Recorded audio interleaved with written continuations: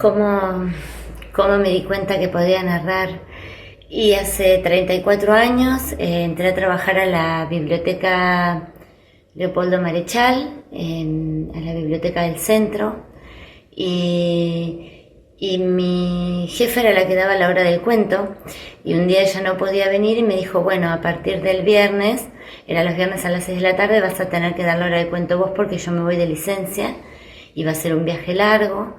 Y me preguntó qué cuento quería preparar y yo di con El monstruo peludo, cuento que amé porque bueno, lo habité desde muchos lugares, lo habité desde la princesa Lucila, desde el miedo del rey, desde el monstruo, y, y me gustó mucho ese compartir con los otros que escuchaban, que se reían y que al final me decían chau monstruo en vez de decirme chau Cristina. Y eso me gustó mucho porque vieron que en la narración lo más importante no es uno, ni el ego de uno, sino la historia. Y creo que ahí me di cuenta que podía comenzar a contar historias.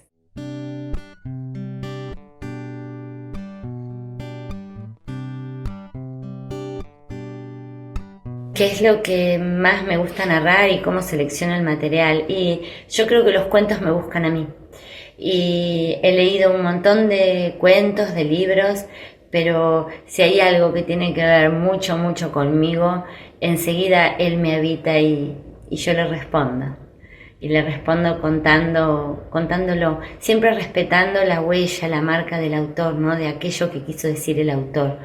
Que si bien yo le hago una adaptación, me gusta mucho respetar a ese autor al cual también le agradezco y le pido permiso cada vez que lo voy a narrar. Lo que no me gusta narrar. Me es muy difícil narrar aquello que no me gusta. No puedo contar una historia que no tenga un punto en común conmigo desde mi subjetividad. Eso me cuesta un montón.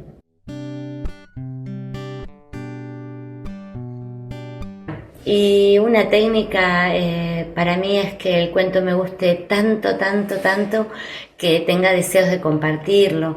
Sí, hay muchas técnicas en los talleres de narración. Yo doy psicodrama con muchas técnicas de la voz, de relajación. Sí, están los núcleos de acción, ósmosis, las historias en secuencias contadas como para evitar el cuento.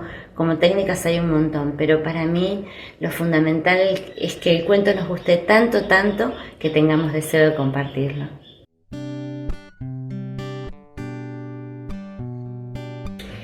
Y narrar es un poco, como dice Ana María Bobo, ¿no? Contar la vida como uno desea vivirla. Y contar para mí es dar un paseo por mi infancia, es evocar, es recordar. Todavía recuerdo a mi papá cuando me sentaba a UPA y me contaba cuentos todas las noches. Él decía que los cuentos no eran para que los chicos durmieran, sino para despertarlos. Y a mí eso me encantaba. Creo que por eso también me gustan tanto los cuentos, las historias. Rosa Montero dice que las cosas más importantes de la vida suceden en el nivel más profundo de lo indecible y que había que recurrir a los cuentos para nombrarlas. Y un poco es eso, dar un paseo por los cuentos para nombrar las cosas que nos gusta volver a vivir. Como dice Galeano, ¿no? Los narradores estamos todos brotados de personitas. Y es verdad, porque habitamos varias historias, historias que tengan que ver con uno o no, pero que siempre tocan un punto en común. Cuando yo doy talleres de narración, les digo a mis alumnas que siempre comienzo el taller diciendo la frase de Octavio Paz, que dice, para ser yo, primero he de ser otro, salir de mí, perderme entre los otros que no son si yo no existo, los otros que me dan plena existencia. Y un poco narrar es eso, ¿no? Partirnos con el otro, para comprenderlo, para habitarlo y por sobre todas las cosas contarse para contar, habitarse para habitar.